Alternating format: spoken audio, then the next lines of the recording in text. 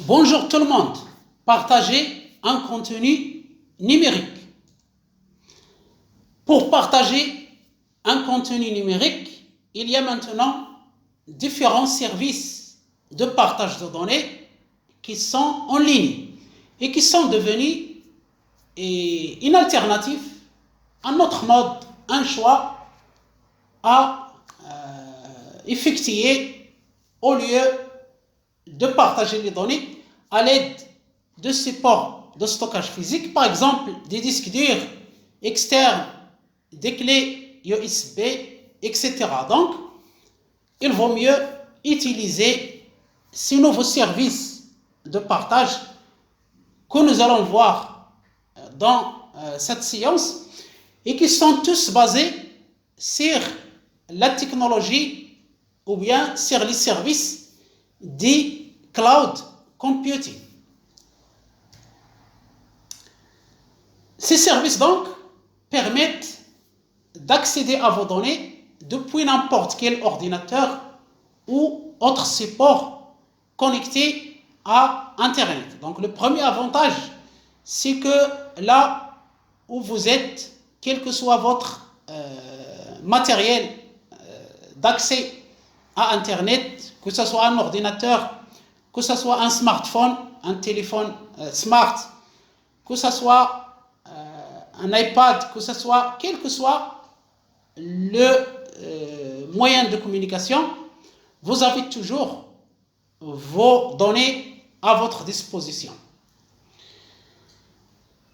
Ils permettent de partager ces données avec vos collègues, vos étudiants, vos élèves, vos supérieurs au travail.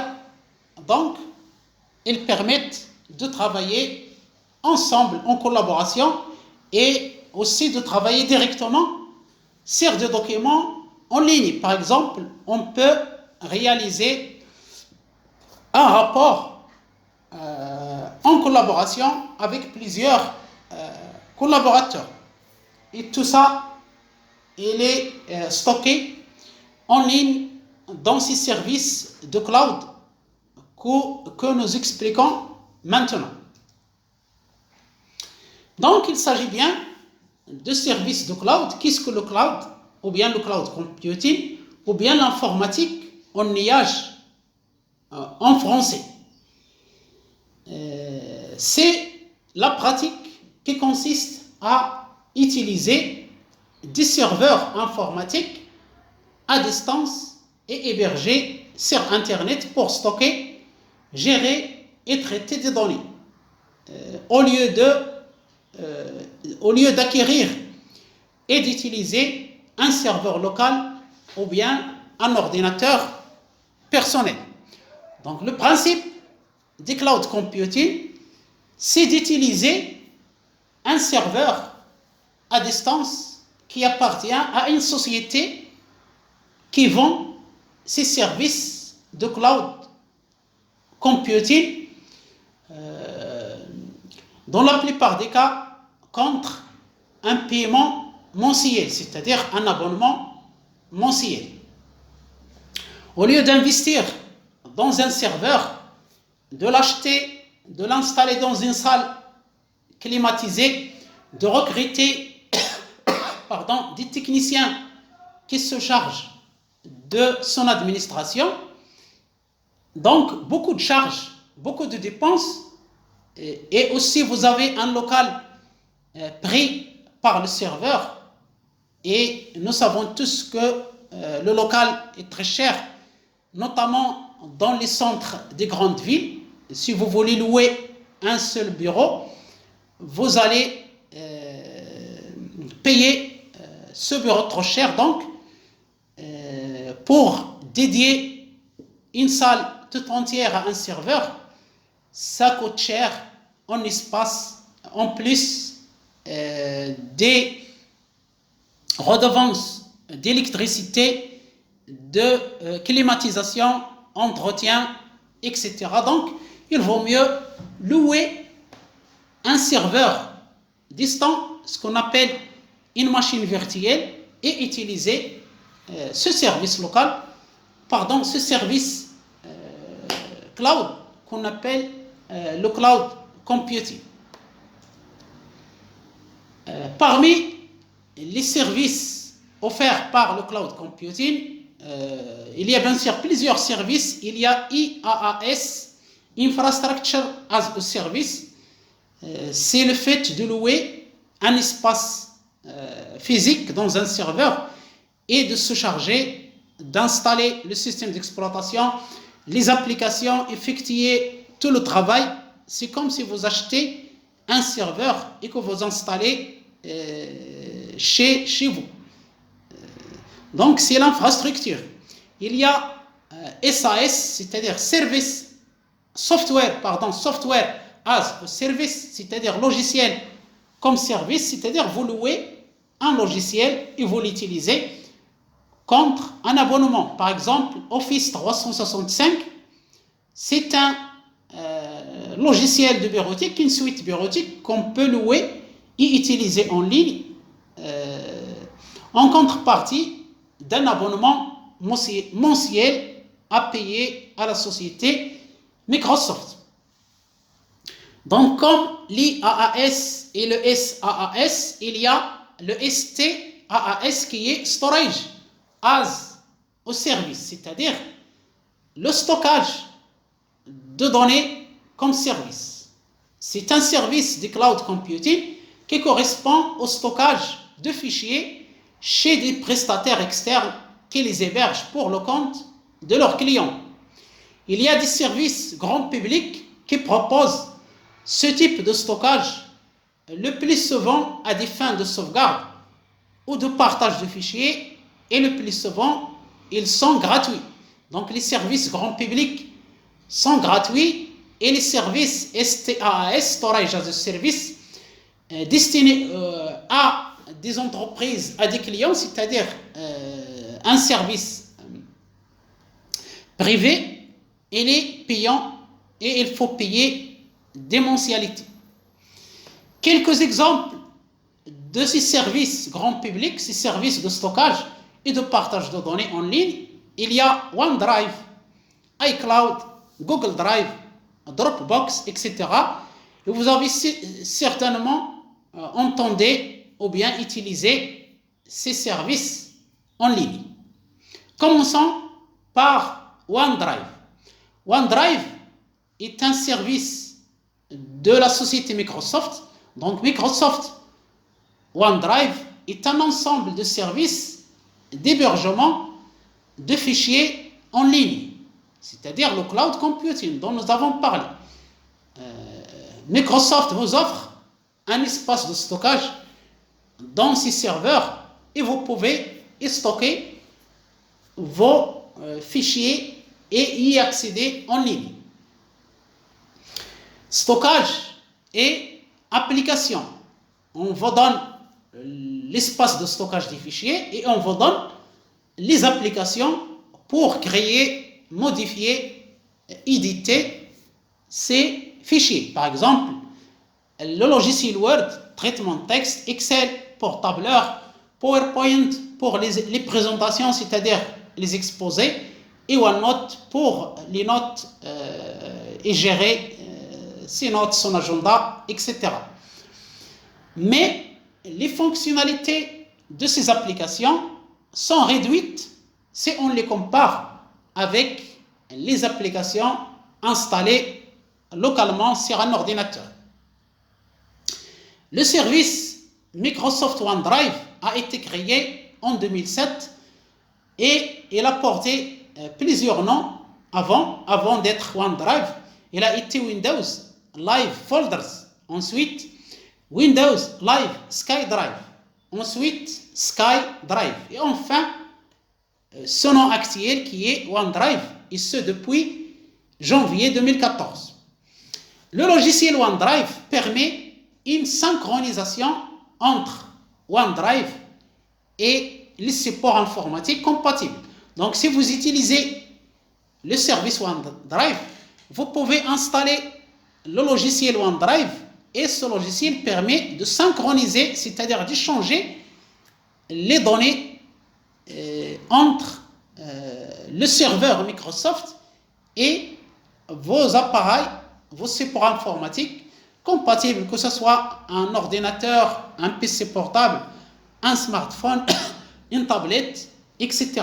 Donc voilà le premier service de stockage ou bien d'hébergement de fichiers en ligne. Deuxième service, l'iCloud. L'iCloud est un service de cloud computing édité par la société Apple. Il est gratuit, il est extensible. C'est-à-dire, si vous payez une cotisation ou bien un abonnement, on vous donne des services premium, c'est-à-dire des services qui sont plus spécifiques, plus développés que les services gratuits. Il remplace bien sûr MobileMe. Avant iCloud, il y avait MobileMe de Apple et maintenant il a été remplacé par le nom commercial iCloud. Toutes vos données, que ce soit des applications, de la musique, des photos, vos calendriers, vos carnets d'adresses, vos documents sont synchronisés sur les serveurs Apple, c'est-à-dire les serveurs d'iCloud. Et votre ordinateur ou bien votre smartphone devient un simple terminal. Qu'est-ce qu'un terminal? C'est le clavier plus l'écran. Le reste s'effectue dans les serveurs d'iCloud.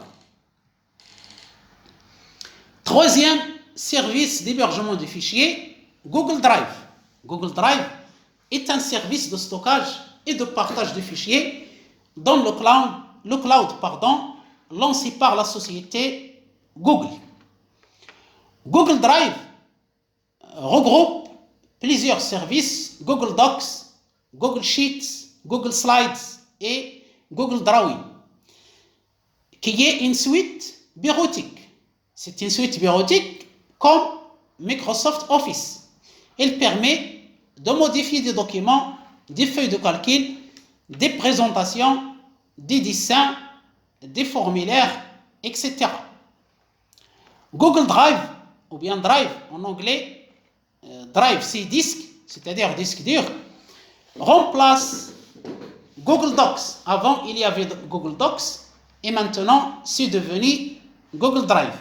Et ce même Google Drive s'intègre depuis 2018 dans une offre globale de stockage de Google et qui est devenu, ou bien qui s'appelle maintenant Google One. Donc Google One, il regroupe Google Drive et regroupe d'autres services de stockage de données, de fichiers, d'applications, etc. Proposés par la société Google.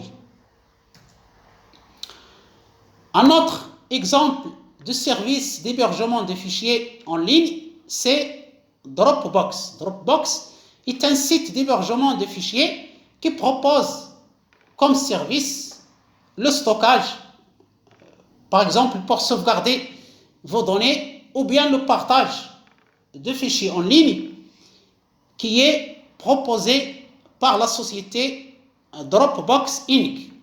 C'est une entreprise américaine localisée dans la ville de San Francisco, dans l'État américain de Californie. Dropbox fournit des logiciels clients pour les systèmes d'exploitation Microsoft Windows, Mac OS X, GNU Linux, Android, iOS, BlackBerry OS, Windows Phone, ainsi qu'une interface web. Donc, ce service Dropbox est disponible et il est compatible avec tous les plateformes, tous les systèmes d'exploitation. Voilà donc pour les services d'hébergement de fichiers en ligne. Il y en a bien sûr d'autres. Ce sont seulement quelques exemples, les plus connus. Et maintenant, on va voir quelles sont les principales techniques de partage en ligne de fichiers de contenu numérique. Premièrement, ou bien première technique, il suffit de déposer le document numérique sur le cloud, sur les services que nous avons vus, gérer les droits d'accès et envoyer, et envoyer le lien d'accès à l'utilisateur concerné, par exemple à votre collaborateur, ou bien à votre supérieur, ou bien à votre élève, etc.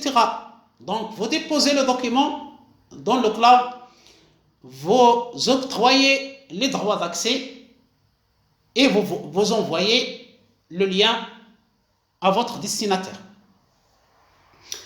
Deuxième technique de partage, télécharger le document numérique, effectuer les modifications nécessaires selon les droits d'accès accordés. Troisième technique de partage, publier un contenu via les réseaux sociaux, via la messagerie électronique ou bien la messagerie instantanée comme le chat, comme WhatsApp, etc. Et dans cette troisième technique de partage, le volume des documents est un peu limité.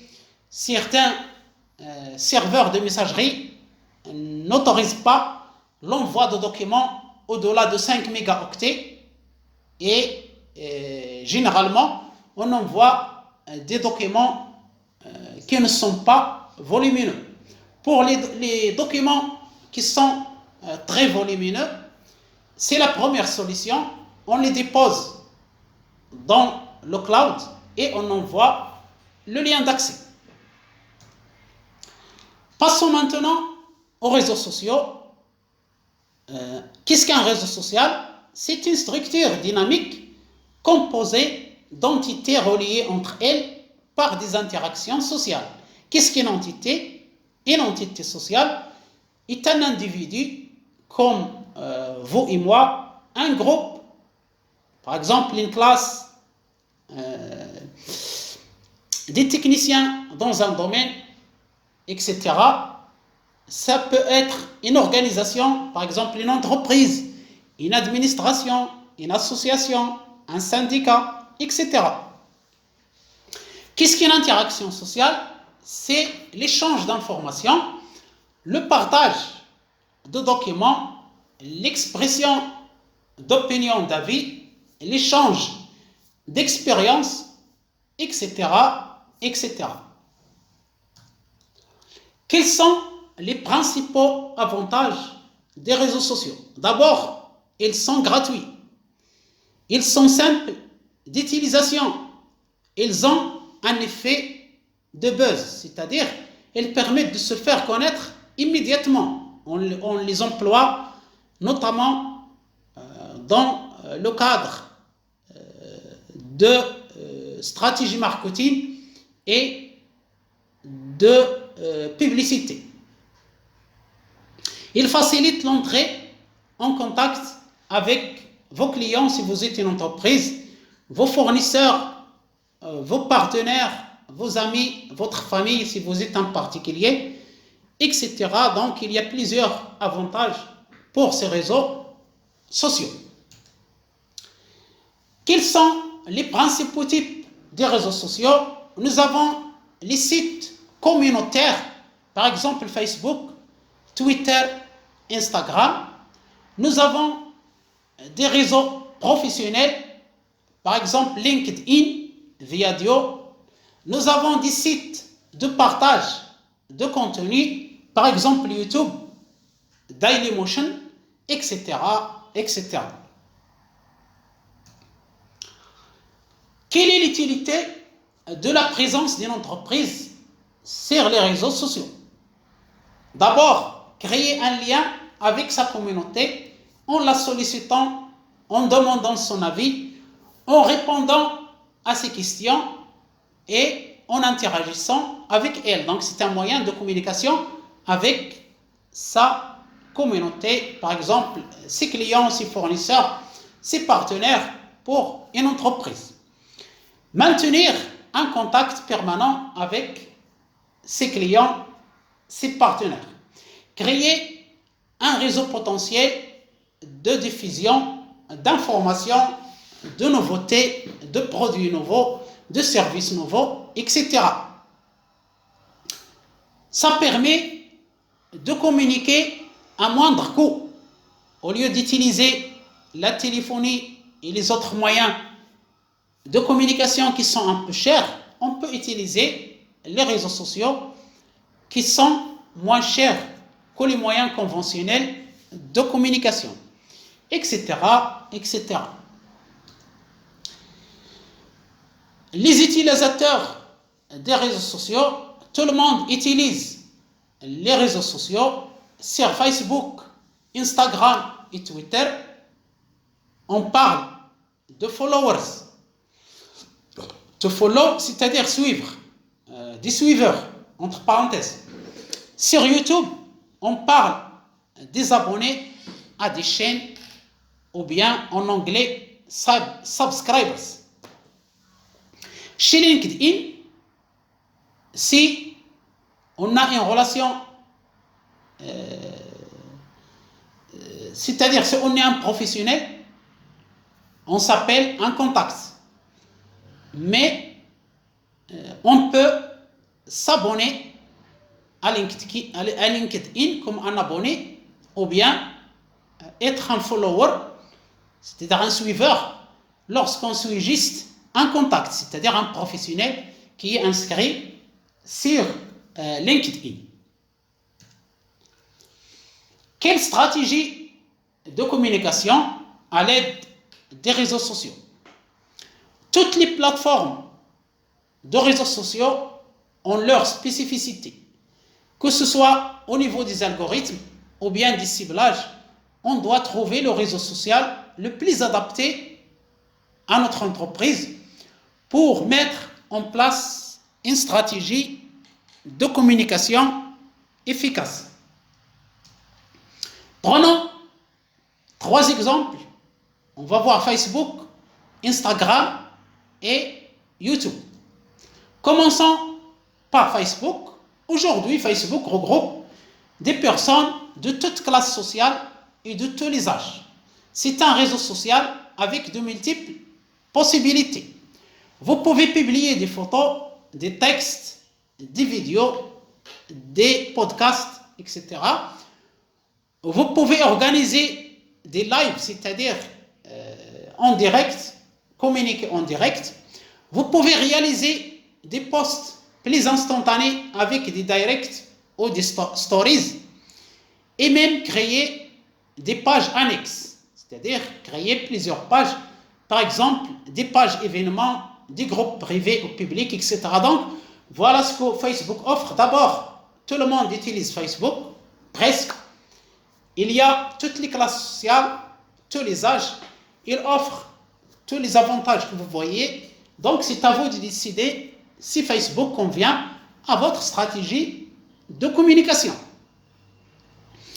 Deuxième plateforme, Instagram. Instagram est un réseau social de plus en plus tendance au fil du temps qui favorise le partage de photos et de vidéos.